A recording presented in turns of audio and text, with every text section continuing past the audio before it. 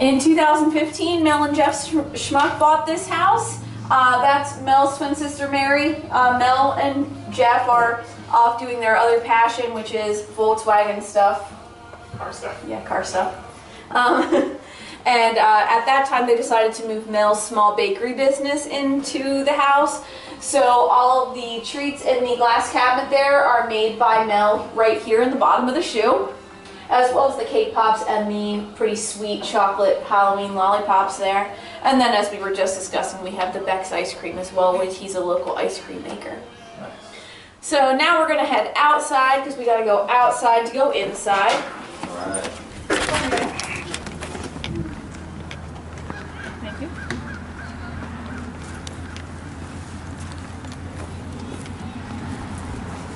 Well, this is the outside of the house, obviously, because we are outside. It's 25 feet tall and 48 feet long. This was never a shoe store, it was not a shoe manufacturing plant, and it's not a place where people lived. This was really just a giant advertisement for the Hanes Shoe Store chain. He wanted people to be driving down Old Lincoln Highway to go, what the world is a giant shoe doing here? And they would see the signs for his shoe stores, and they would go buy the shoes there. Ah. This house has actually been on television a couple different times. In 2005, it was on season 8 of The Amazing Race. It was the family edition. It was leg 2. And then it's also been on HGTV's What's With That House. A couple of weeks ago, somebody told us that it was also on 19 Kids and Counting, which is the Duggar show. We don't have any proof of that. We're still researching it. We're trying to see if we can find either the episode or the photo that was taken, because apparently the controversial Duggar came on a road trip and took a selfie with the house, and that was what was featured on the episode. So we're still trying to find that. So as of right now, that's just a rumor, but this person swears that it was this shoe house. So, and there actually really aren't many other. I think this is the only one. I think this is the only one. Well, there are other ones, but they're not as big. This is the largest one. So yeah. There are many replicas, but only one original. So now we're going to go inside to level 2, which is the toe.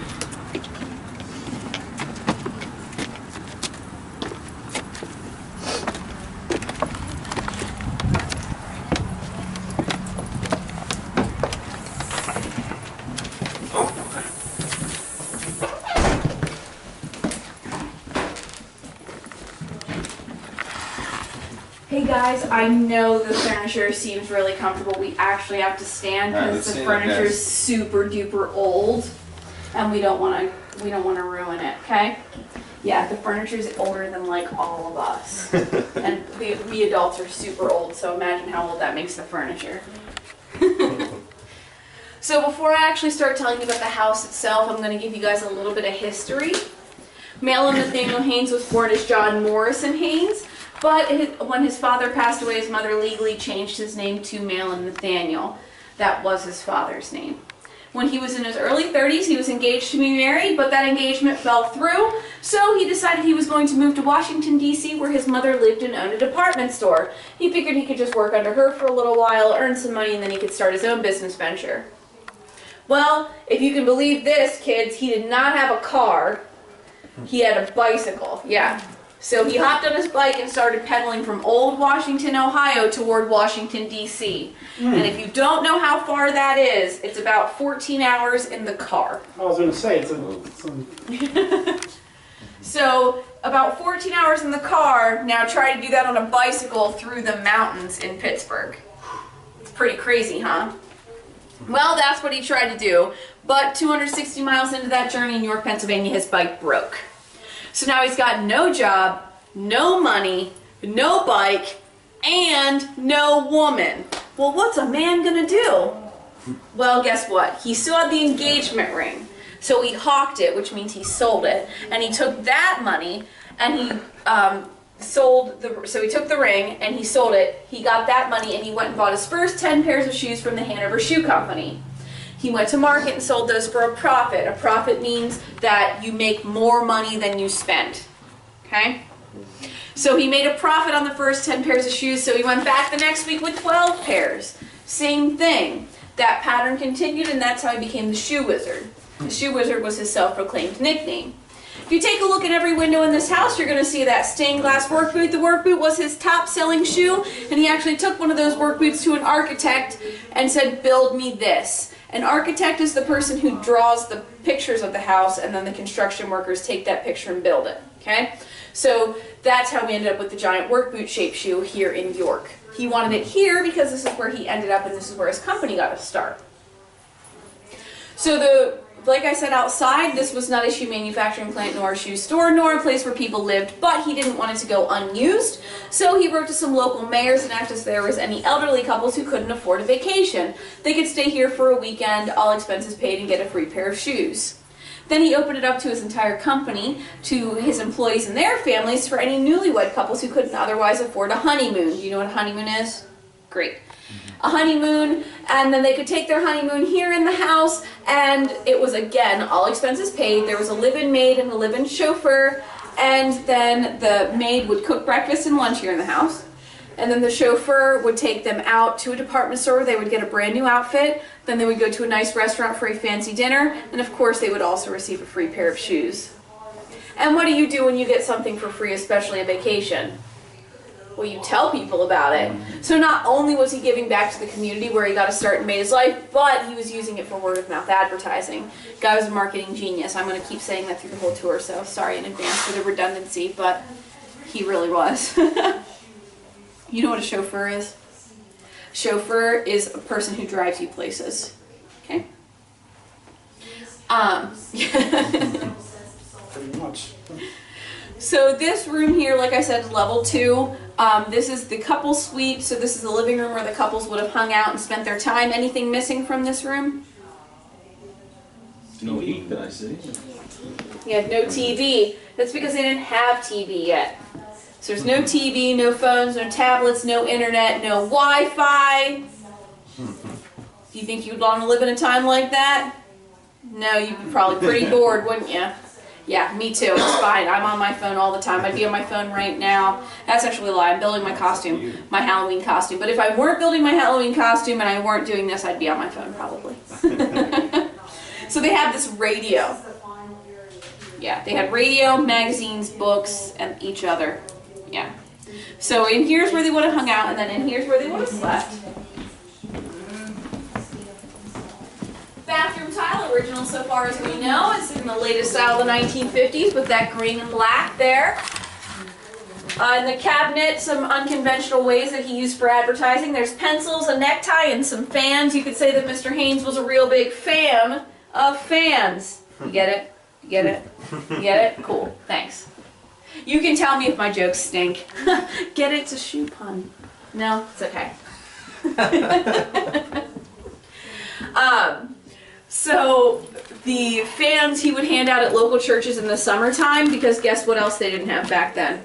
Air conditioning. Yeah, no air conditioning either. So he would hand out the fans before church so they could cool themselves off while they were listening to the pastor. He'd hand them out at funeral homes, and then anybody who also visited the house would get a fan as well. On the wall here is a doorbell cover.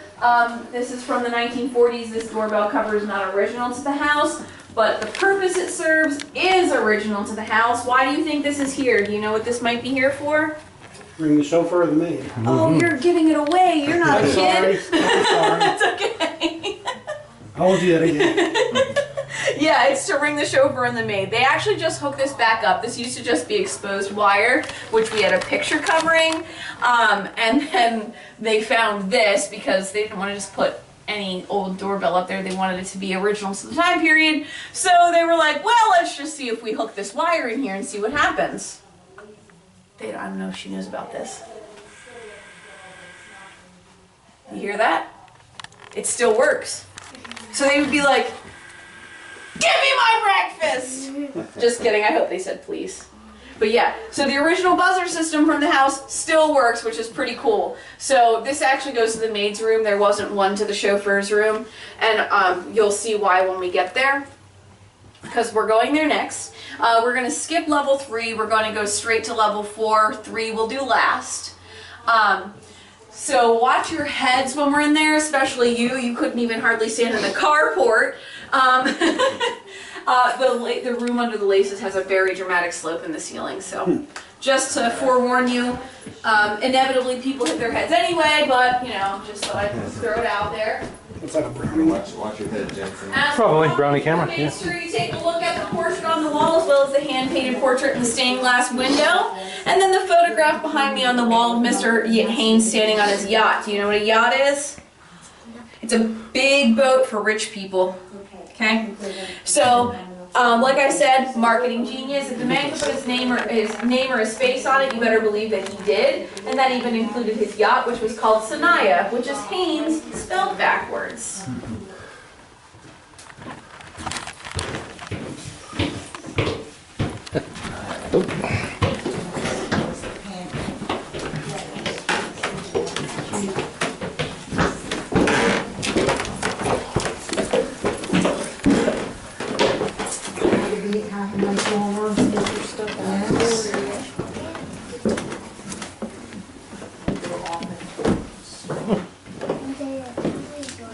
Yeah.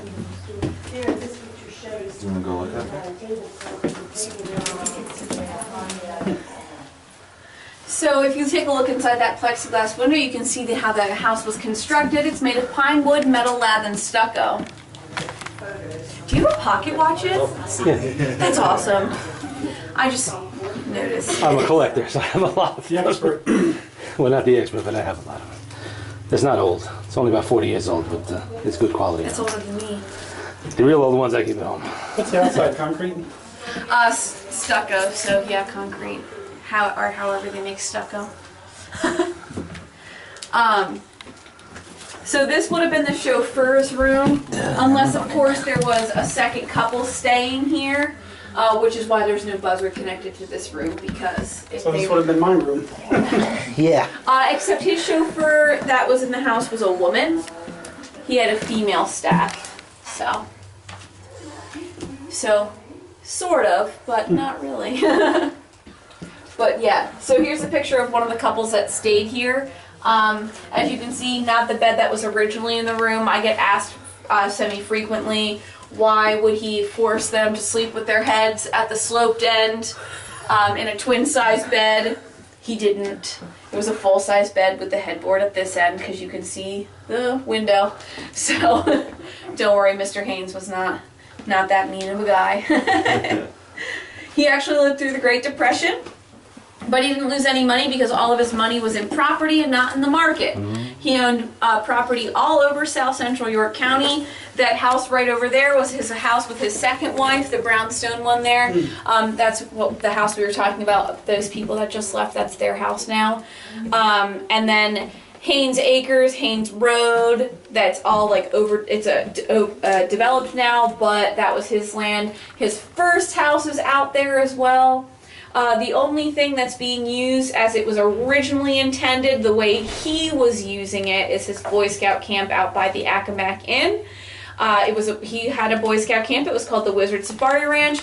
And then when he died, he willed it to the Boy Scouts, and they still use it as a Boy Scout camp. And every couple years, they actually host the big Boy Scout Jamboree there. So all the Boy Scouts from all over the country come here to York and get to share in the foundation that he started, which is pretty neat.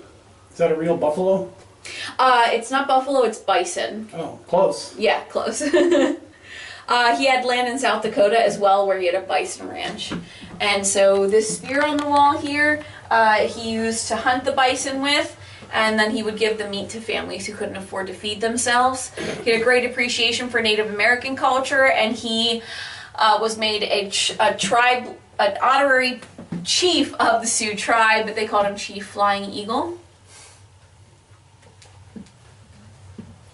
But yeah, actually the people who owned that house that were just here, when they bought the house, there was a gun cabinet in the house that had nothing in it but this spear. So they gave it to Mel and Jeff when they bought the house, and to put back in here since it belonged to him, which was pretty nice of them. So the next room we're going to go to is the maid's room. It's level 5. You can head right up those stairs, sir. Watch your step. It's a down and then an up. The buzzer box is right above the door. Right here.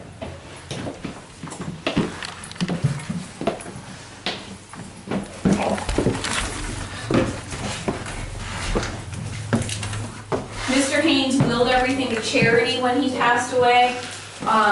To the Boy Scouts and Girl Scouts of America, York Hospital, and his local church. And then each of his 40 to 50 chain stores he willed to its general manager.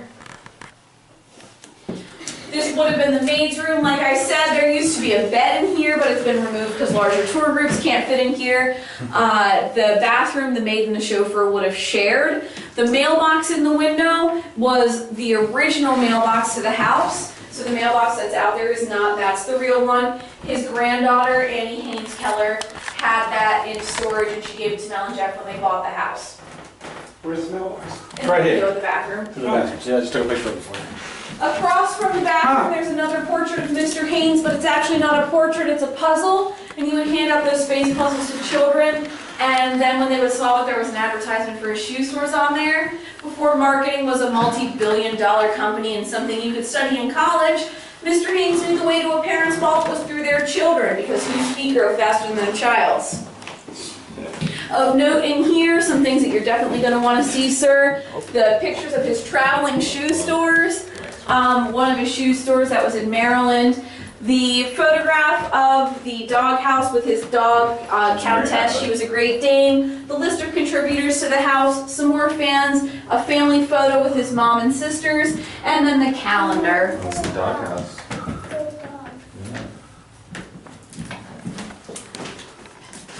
I like the shine box. Yeah.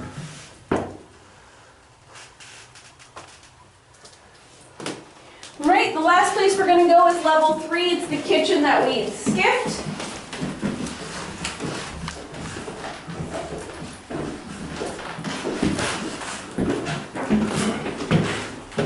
Favorite room in the whole house.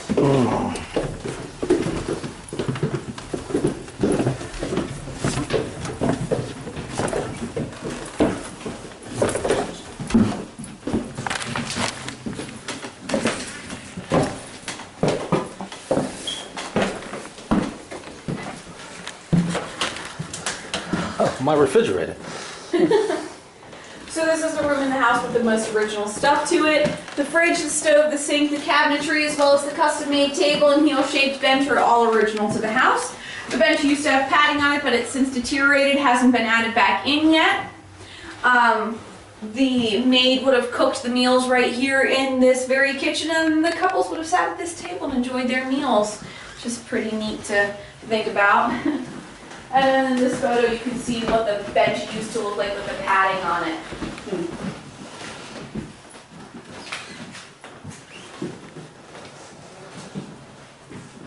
Sorry, it's a bit of a dance in here. Just lots of angles to look in. In this cabinet here, some pretty neat stuff. These metal boxes on the top shelf are from World War I. He has his name and his nickname stamped in there, and then he would send those to soldiers who were fighting over there, and they could keep crackers and other dried meats like bacon in there, and they would be able to have food on the battlefield. Then when they would come home, they'd go buy his shoes because he supported them through the war, so they would come home and support him. As I said, he got his shoes from the Hanover Shoe Company, but he made sure they were all branded to him, so he has his name and his nickname stamped into every pair, and then as well as on the bottom, so you can see in the baby shoe, he has it on the bottom of the shoe there.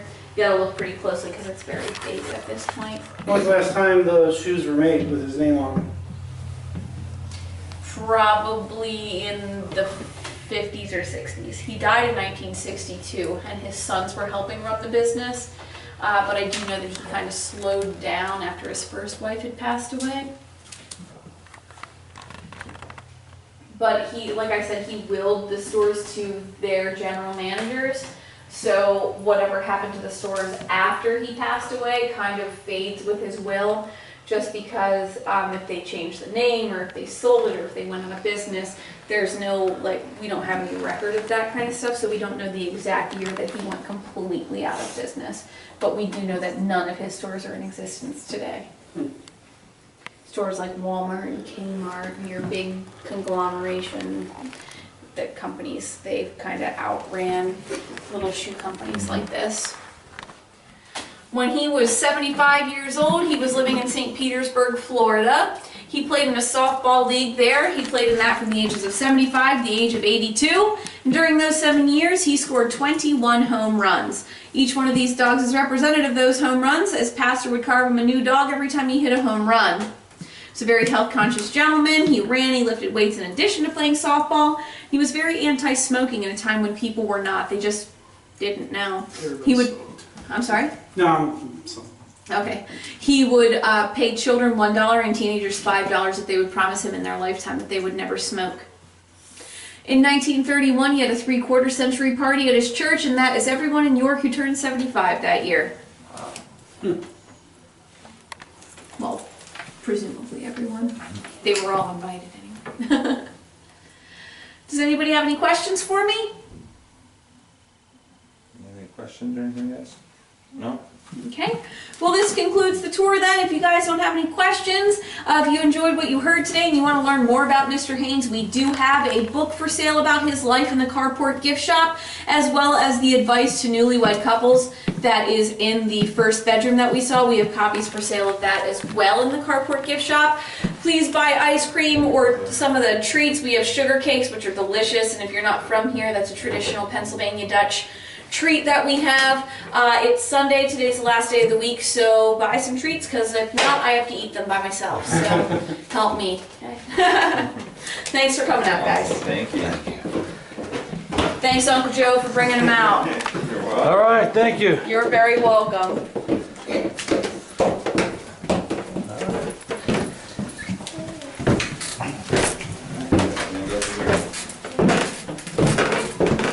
Oh, you got that one.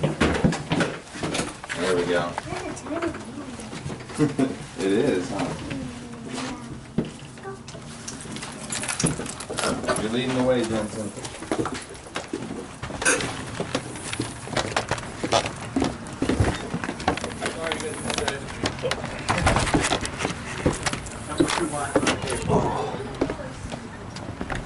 Okay.